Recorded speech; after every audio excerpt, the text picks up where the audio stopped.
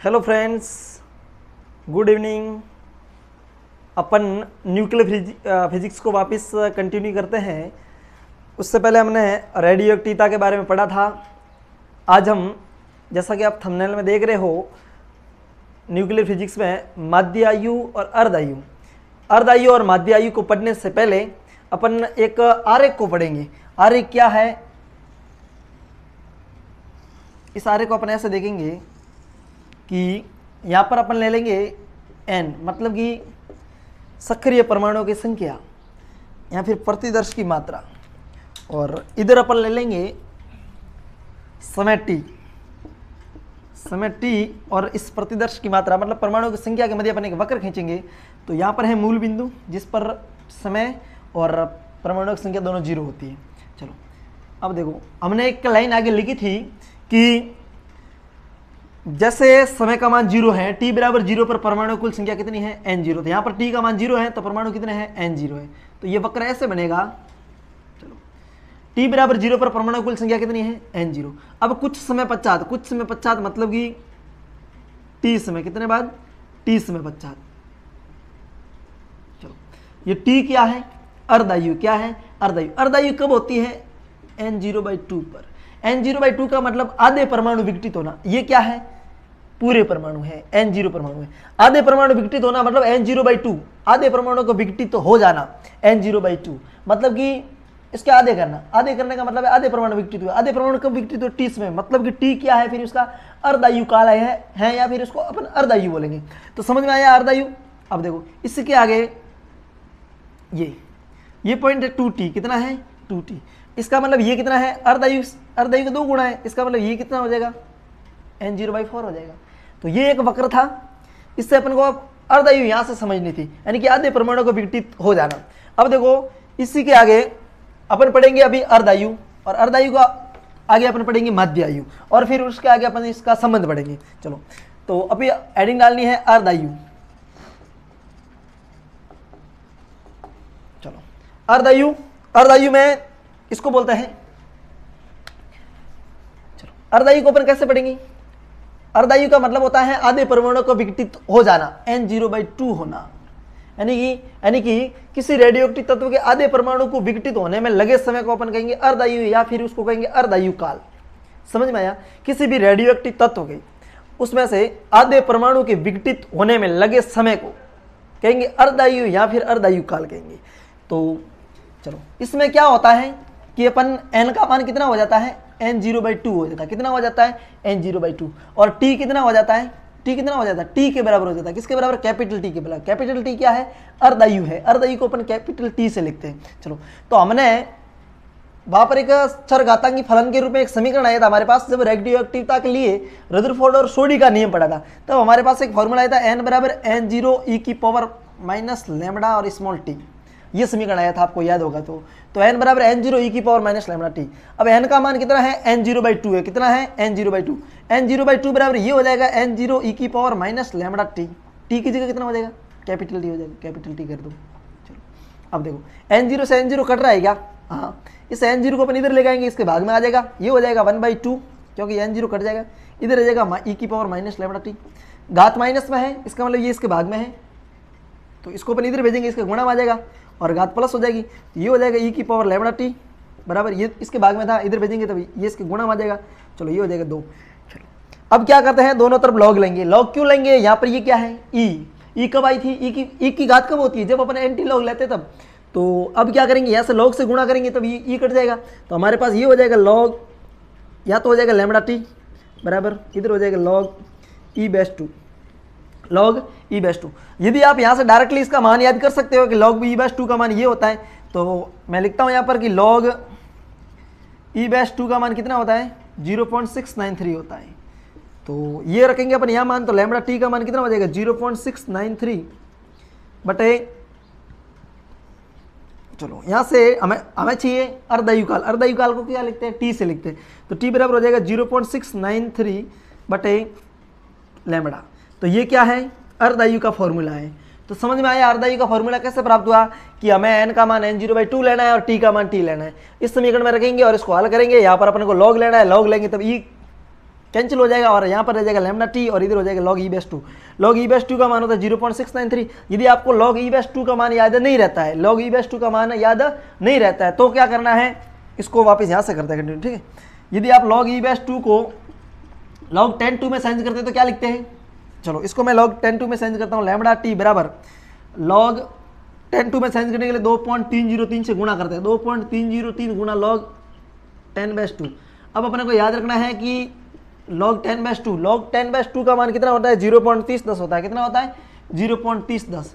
चलो तो ये किसका मान है, log 10/2 का मान होता है, वो होता है 0.3010।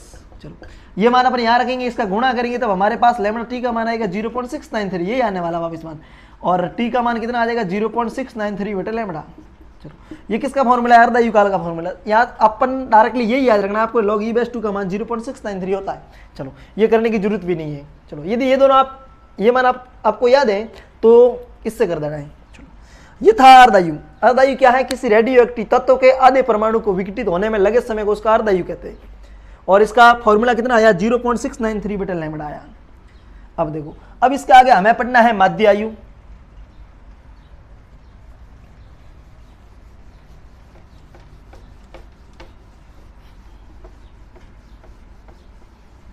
चलो हेडिंग डालेंगे माध्य आयु।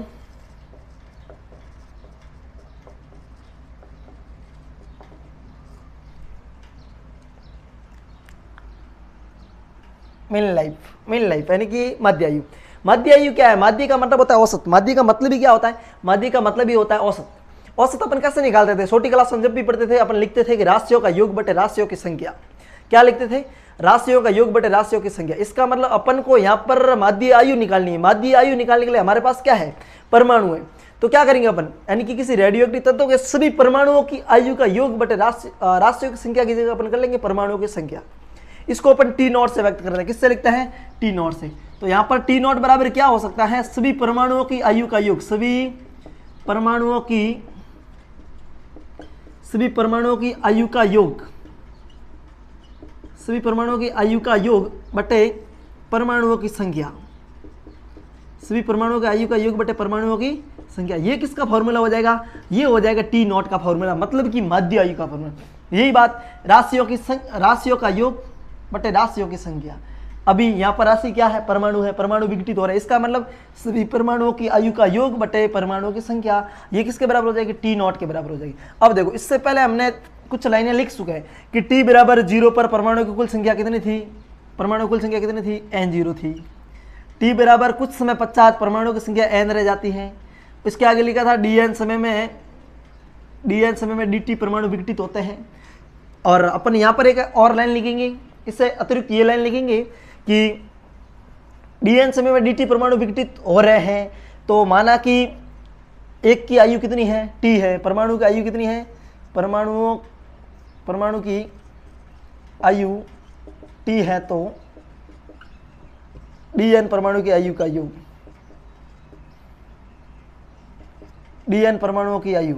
चलो क्या लिखा, dn समय में dt परमाणु विघटित हो रहे हैं। अब कह रहे हैं कि एक परमाणु की यदि आयु t है तो dn परमाणु का आयु कितना हो जाएगा, अरे dn परमाणु का आयु कितना हो जाएगा, ये हो जाएगा dn बराबर tdn। मतलब एक की आयु है t है, कितनी है, स्मॉल t है, एक की आयु स्मॉल t है, हमारे पास कुल परमाणु कितने हैं, dn है, तो कितने हो जाएंगे, t गुणा dn कर देंगे। समझ में आई बात। अब देखो, अब क्या लिखेंगे, 0 से अनंत समय तक यदि परमाणु विघटित हो रहा है, 0 से अनंत समय तक परमाणु विघटित हो रहे हैं, 0 से अनंत समय तक परमाणु विघटित हो रहे हैं, तो परमाणु का आयु का योग कितना हो जाएगा, तो परमाणु का आयु का योग हो जाएगा 0 से अनंत TDN। मतलब कि इसका क्या कर देंगे, समाकलन कर देंगे। तो ये किसका मान हो जाएगा, सभी परमाणु के आयु का योग। मतलब कि उस रेडियोएक्टिव तत्व से कितने परमाणु विघटित हो रहे हैं, उन सभी विघटित और नहीं होने वाले सभी का जो परमाणु का आयु का योग है वो कितना हो जाएगा, 0 से अनंत समाकलन TDN। क्यों होगा, एक की आयु कितनी है, t है, कितनी है, स्मॉल t। तो dn परमाणु का आयु कितना हो जाएगा, TDN हो जाएगा। और 0 से अनंत समय तक परमाणु विघटित हो रहे हैं, इसका मतलब अपन को क्या करना है, समाकलन करना है। कहां से कहां तक, 0 से अनंत समय तक। ये समझ में आया। चलो इसके आगे अपन ये वाला फॉर्मूला यूज करेंगे। तो ये हमारे पास यहां से कितना आ जाएगा, T0 का मान, T0 बराबर कितना हो सकता है, देखो T0 बराबर सभी परमाणुओं का योग 0 से अनंत, कितना है 0 से अनंत TdN बटे परमाणुओं की संख्या कितनी है हमारे पास, हमने लिखा था T बराबर 0 पर परमाणु संख्या कितनी है N0 है, मतलब कि उसमें कितने परमाणु थे N0 थे। चलो यहाँ पर लिख लेंगे N0, समझ में आया यहाँ तक। चलो तो T0 बराबर ये हो जाएगा 0 से अनंत TdN बटे N0। अब देखो हमने इससे पहले ये पढ़ा था कि जो माइनस का dN/dt है, माइनस का dN/dt है वो किसके बराबर होता है, माइनस लैम्बडा n के समानुपाती होता है, अरे प्लस लैम्बडा n के समानुपाती। इसकी लाइन क्या थी कि परमाणु के विघटन की दर उसमें उपस्थित सक्रिय परमाणु की संख्या के समानुपाती होती है, यानी कि dN/dt समानुपाती n था, समानुपाती का निशान हटा तब लैम्बडा आया था, तो इसका मतलब माइनस dN/dt किसके बराबर हो जाएगा, लैम्बडा n के। यहाँ से अपन dN का मान निकालना चाहते तो कितना आ जाएगा, dN को इधर ही रखो, इस माइनस लैम्बडा dt को इधर भेजेंगे तो ये हो जाएगा माइनस लैम्बडा n dt। तो यहाँ पर dN की जगह कितना हो जाएगा मान देखो 0 से अनंत t, dN की जगह कितना करना है माइनस का लैम्बडा n dt, dN की जगह माइनस का लैम्बडा n और ये dt इधर जाएगा तो माइनस लैम्बडा n dt हो जाएगा बटे n नॉट। तो T0 बराबर 0 से अनंत ये माइनस का लैम्बडा n। अब यहाँ से अपन क्या करते हैं, एक और मान रख लेते हैं, किसका मान रख लेते हैं, n का मान रख लेते हैं, किसका मान रख लेते हैं, n का मान रख लेते हैं। n का मान कितना होता है, n बराबर हमने पढ़ा था n नॉट e की power minus lambda small t, ये पढ़ा था ना, n बराबर n0 e की पावर माइनस लैम्बडा t। तो T0 बराबर 0 से अनंत तक इंटीग्रेशन करना है और t देखो minus lambda small t, n का मान कितना लिखना है, n का मान लिखना है n0 e की पावर माइनस लैम्बडा t, फिर उसके आगे पीछे क्या है dt है, चलो बटे n नॉट। समझ में आया ना, क्या क्या n का मान अपन रख रहे हैं n0 e की पावर माइनस लैम्बडा t, ठीक है। ये समीकरण जो कल हमें प्राप्त हुआ था सक्रिय परमाणु की संख्या। चलो अब देखो यहाँ से अपन n से n0 काट देंगे और माइनस लैम्बडा t, लैम्बडा को बाहर ले लेंगे 0 से अनंत, जब माइनस लैम्बडा बाहर आ जाएगा अंदर क्या रहेगा t e की power minus lambda t dt। अब ये समाकलन किसके सापेक्ष हो रहा है, t के सापेक्ष, किसके सापेक्ष हो रहा है, t के, मतलब t और e की पावर माइनस लैम्बडा t, यानी कि ये u इंटू v से समाकलन होगा। अब u इंटू v से हमें करने की यह जरूरत नहीं है क्योंकि हमें यहाँ से डायरेक्टली मान आता है T0 का, वो कितना आता है, इसको हल करने पर, किसको, इसको, समीकरण 2 दे दो इसको, समीकरण 2 को हल करने पर, इसको हल करेंगे, हल करने पर हमारे पास T0 का मान आता है, वो आता है 1 बटे लैम्बडा, कितना आता है 1 बटे लैम्बडा आता है। समीकरण नंबर 3 दो, ये किसका मान है, माध्य आयु का मान है। तो आपको अर्धायु और माध्य आयु समझ में आया। अर्धायु मतलब आधे परमाणु का विघटित होना, माध्य आयु का मतलब है सभी परमाणु का योग बटे परमाणुओं की संख्या का अनुपात माध्य आयु कहलाता है, और इसकी डेरिवेशन, और हमें यहाँ से प्राप्त होता है T0 बराबर 1 बटे लैम्बडा। चलो जिसको स्क्रीनशॉट लेनी है वो ले सकते हैं। इसके आगे अपन पढ़ेंगे अर्धायु और माध्य आयु में संबंध।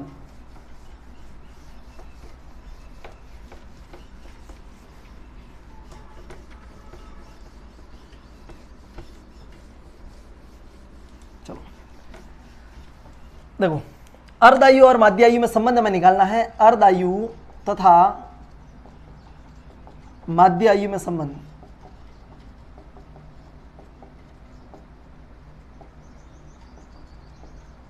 अर्धायु तथा माध्य आयु में संबंध। अर्धायु और माध्य आयु में संबंध निकालने के लिए हम क्या लिखेंगे, हमें पता है कि अर्धायु का मान कितना आया t, अर्धायु क्या है t, t का मान कितना आया 0.693 बटे लैम्बडा। समीकरण नंबर 1 दे दो इसको, समझ में आया ना, ये आया था अर्धायु का मान कितना था 0.693 बटे लैम्बडा। और इससे के आगे हमने पढ़ा माध्य आयु, माध्य आयु का मान T0 का मान कितना आया था 1 बटे लैम्बडा। इसको दे दो समीकरण नंबर 2। अब क्या करना है, समीकरण 1/2 कर दो, समीकरण 1/2 करने पर, समीकरण 1/2 करेंगे तब देखो, समीकरण 1/2 करने पर, समीकरण 1/2 करेंगे तो t बटे टी नॉट का मान कितना हो जाएगा 0.693 बटे लैम्बडा, और भाग में 1 बटे लैम्बडा, लैम्बडा से लैम्बडा कट जाएगा ना, और यह कितना रहेगा मान t बराबर ये रहेगा 1 का भाग, तो ये हो जाएगा 0.693, कितना हो जाएगा 0.693 बटे में कितना है t नॉट है ही। चलो तो यहाँ पर ये किसका, ये कितना मान रहेगा 0.693। अब यहाँ से अपन को t और t नॉट में संबंध ज्ञात करना है, तो t बराबर कितना हो जाएगा 0.693 इंटू टी नॉट। तो इसका मतलब है कि अर्धायु काल जो होता है वो टी नॉट के मतलब कि माध्य आयु के 0.693 गुणा होता है। समझ में आई बात? तो टी बराबर कितना हो जाएगा 0.693 टी नॉट। ये किसका मान है? अर्धायु का मान है। चलो, और ये दोनों में क्या समझ होता है? यही समझ होता है कि टी बराबर 0.693 और टी नॉट। चलो, ये था इन दोनों में समझ। इसी के आगे एक और बोर्ड का फेवरेट सवाल भी है कि सिद्ध कीजिए कि एन अर्धायु के पश्चात किसी प्रतिदर्श की मात्रा है वो 1/2 की घात एन रह जाती है। एग्जाम्पल भी है। चलो, एग्जाम्पल क्या है? सिद्ध कीजिए कि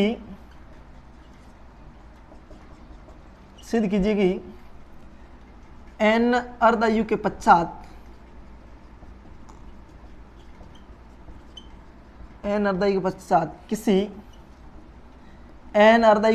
किसी प्रतिदर्श की मात्रा 1/2 की घात एन रह जाती है। चलो, प्रश्न क्या है? एग्जाम्पल क्या है कि सिद्ध कीजिए कि एन अर्धायु के पश्चात किसी प्रतिदर्श की मात्रा 1/2 की घात एन रह जाती है। तो क्या करना है? देखो, अब हमें पता है, हमें इसको हल करते हैं, ठीक है। हमें ये पता है कि एक अर्धायु में कितना होता है, एक अर्धायु में जो प्रतिदर्श की मात्रा है वो कितनी रहती है। देखो, माना एक अर्धायु 50, ठीक है, ऐसे लिखता हूं, एक अर्धायु में टी का मान कितना है? टी हो जाता है, टी का मान टी। तो एन का मान कितना होता है? एन का मान होता है n0/2 होता है। कितना होता है?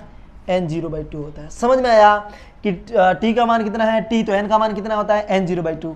अब 2 अर्धायु पश्चात कितने हैं? 2 अर्धायु पश्चात मतलब कि एक अर्धायु के बाद दूसरी अर्धायु आएगी। जब 2 अर्धायु में टी का मान किसके बराबर होता है?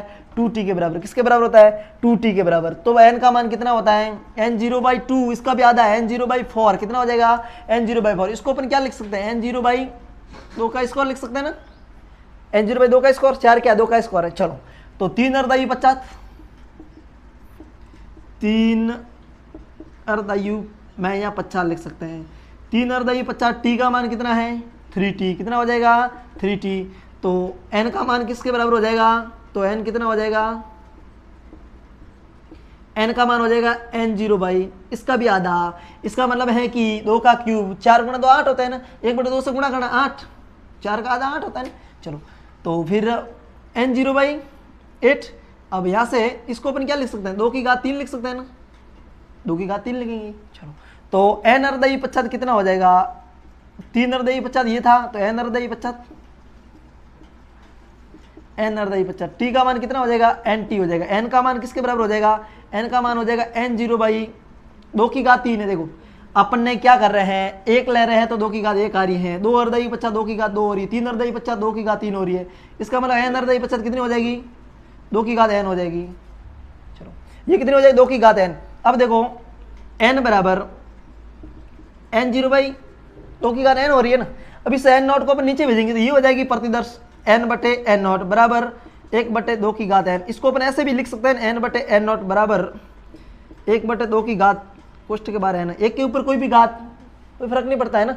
तो ये हो जाएगा 1/2 की पावर n। यही हमें सिद्ध करना था कि n अर्धायु के पश्चात किसी प्रतिदर्श की मात्रा कितनी रहती है? 1/2 की घात n रहनी चाहिए। तो ये क्या है? प्रतिदर्श है n/n0 शेष रहने वाले। तो ये क्या है? n/n0 बराबर हो जाएगा 1/2 की घात n। यही हमें सिद्ध करना था। इति सिद्धम। तो आज हमने पढ़ा अर्धायु, माध्य आयु और इसके आगे अर्धायु और माध्य आयु में संबंध, और सिद्ध कीजिए कि n अर्धायु के पश्चात किसी प्रतिदर्श की मात्रा 1/2 की घात n रह जाती है। ये इंपॉर्टेंट सवाल है। तो मिलते हैं अगली क्लास में। Thank you.